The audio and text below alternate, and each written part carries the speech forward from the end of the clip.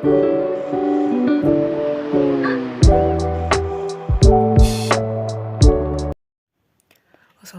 warahmatullahi wabarakatuh. Nama saya Muhammad Ahyar, Safilak Persetiawan. Saya dari kelas 4C. Saya ingin memaparkan materi tentang hukum pajak internasional. Poin pertama yaitu pengertian hukum pajak internasional. Hukum pajak internasional adalah bidang yang dinamis dan kompleks yang berfungsi untuk mengatasi tantangan yang muncul dari kegiatan ekonomi global. Menurut para ahli, Rosendorf mengatakan yang maksud hukum pajak internasional adalah keseluruhan dari hukum pajak nasional dari semua negara.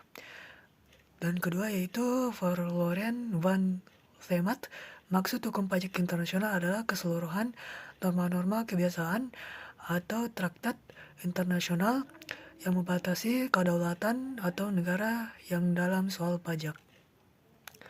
Poin kedua yaitu dasar hukum pajak internasional. Yang pertama yaitu pasal undang-undang PPH membedakan subjek pajak dalam negeri dan subjek pajak luar negeri. Terbagi beberapa poin yaitu subjek pajak dalam negeri, subjek pajak luar negeri. Kayak tempat pasal 2 undang-undang PPH mengatur subjek pajak internasional.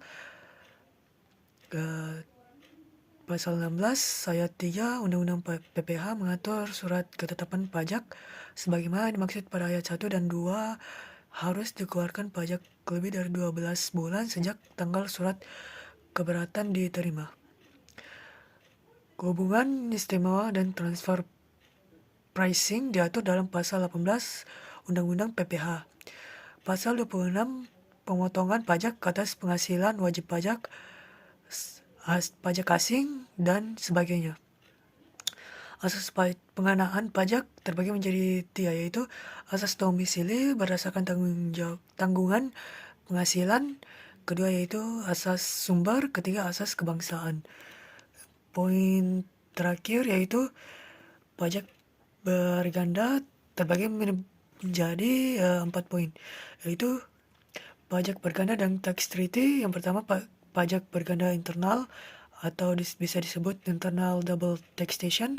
Kedua, pajak berganda internasional atau international double taxation.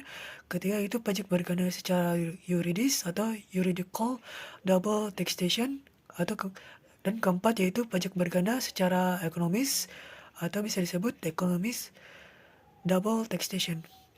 Sekian dari saya. Bila ada kesalahan mohon dimaafkan. Assalamualaikum warahmatullahi wabarakatuh.